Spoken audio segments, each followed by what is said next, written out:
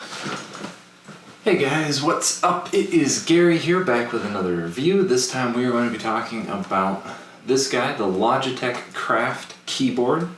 So this is basically a $200+ keyboard that's specifically targeted towards designers and creative professionals. So, as a designer slash creative professional, I'm going to give you my opinion of it. Is it worth $200? And in a nutshell, the answer is no.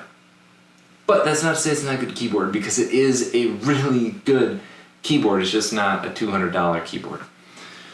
So let's talk about it. The whole selling point of this, the reason you're watching this video, is to find out what this crown actually does, and is this one dial worth an extra $150-ish over a comparable Logitech keyboard. We'll talk about that in a second. First, let's talk about the keyboard on its own a little bit, because this is a really nice keyboard and I really do enjoy the keyboard itself. So, construction-wise, it's nice and solid. It does only have the one angle based on the height here. There aren't any little feet that pop out to give you different angles for the keys. Take that for you will. I think it's a nice, nice elevation. Works for me.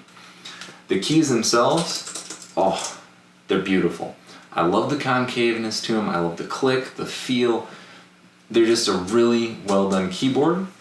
I love that this is Bluetooth with the whole Logitech Flow. I don't really use Logitech Flow per se because I don't have multiple computers running at a time, but what I do use is the quick switching back and forth between connections, because I do have a Windows computer that I use this with and a Mac, so it's really nice to be able to just hit the buttons right there and switch my Bluetooth connection. Really smart, genius.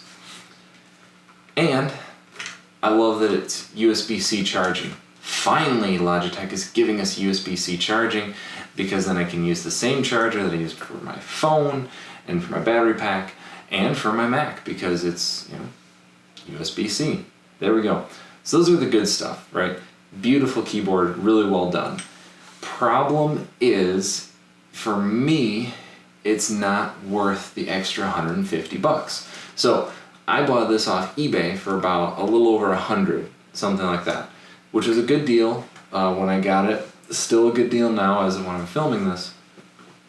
And I love it, and for that price I'm feeling okay about it. If I had paid the full $200, I wouldn't. And the reason why is the dial, in theory, the crown as they call it, in theory, is really nice and convenient. The problem is that I found, for me as more of a power user, because I'm a design practice lead, titles, who cares?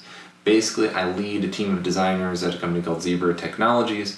We're working on a bunch of client projects, we're working on pre-sales, we do paperwork every now and then, writing proposals, stuff like that. I find that I very rarely use the dial for anything more than turning the volume up and down. And I don't know about you, but $150, price increase for a volume knob, not really worth it, right? So it comes with some built-in profiles for your popular programs. A lot of the Adobe suite, some of the browsers, Sketch, things like that. Not a whole lot, to be honest. A few of the Microsoft products, but not Outlook. Has like Excel and Word. I find, for example, Sketch, using the crown for Zoom is actually slower than using a keyboard shortcut, because I'm familiar enough with keyboard shortcuts.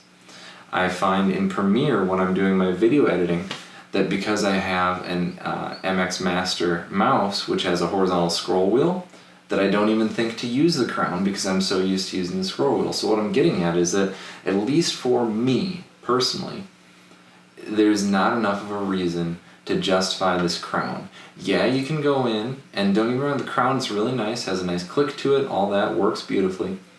And you can go in and set it to do custom actions per thing, but for me, I don't want to spend a ton of time customizing it for each program and then having to remember what it does in each program.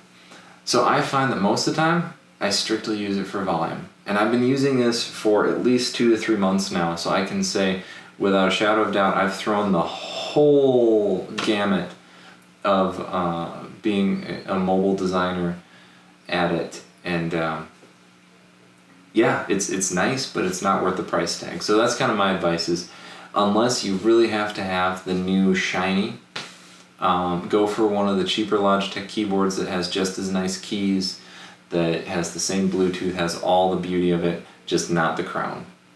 So that's my take on it, guys. Thank you for tuning in. If there's any other things you want me to review or software that you'd like to hear about, let me know in the comments. Like, comment, subscribe, you know the works. This isn't your first rodeo.